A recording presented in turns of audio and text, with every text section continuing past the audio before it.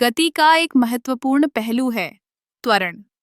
जब हम किसी वस्तु की गति में बदलाव देखते हैं, तो हम त्वरण की बात कर रहे होते हैं। यह केवल गति बढ़ाने का मामला नहीं है, बल्कि गति को कम करने या दिशा बदलने का भी है। त्वरण को समझने के लिए हमें पहले गति के बारे में जानना होगा। गति किसी वस्तु की स्थिति में बदलाव है जो समय के साथ होता है। जब हम कहते हैं कि कोई गाड़ी तेज चल रही है, तो उसका मतलब है कि उसकी गति बढ़ रही है। लेकिन अगर गाड़ी अचानक ब्रेक लगाती है तो उसकी गति कम हो रही है। यही है त्वरण का जादू।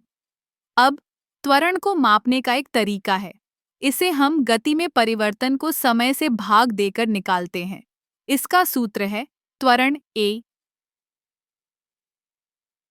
अंतिम गति प्रारंभिक गति गे की अपनी वादे का ने समय। जब हम इसे समझते हैं तो हमें यह भी पता चलता है कि त्वरण सकारात्मक या नकारात्मक हो सकता है।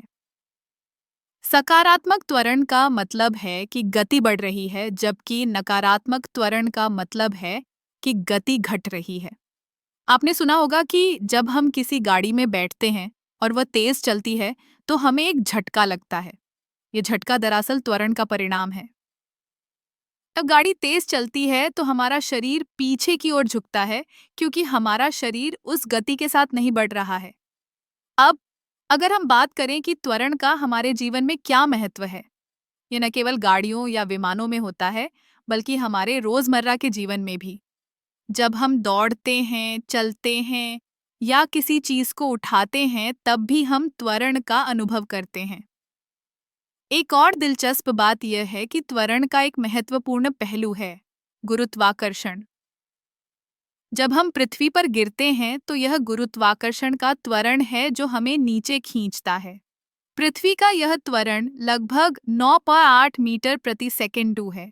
इसका मतलब है कि हर सेकंड हमारी गति लगभग 9.8 मीटर प्रति सेकंड बढ़ती है जब हम गिरते हैं। तो जब भी आप किसी चीज को तेजी से गिरते हुए देखें, याद रखें कि यह केवल एक वस्तु नहीं है, बल्कि यह एक अद्भुत भौतिकी का खेल है। त्वरण हमारे चारों ओर है और यह हमारे जीवन के हर पहलू में मौजूद है। इसलिए अगली बार जब आप किसी गाड़ी में बैठें या दौड़ें, तो इस अद्भुत अवधारणा को याद रखें। यह केवल एक संख्या नहीं है, बल्कि यह हमारे अनुभवों का एक महत्वपूर्ण हिस्सा है।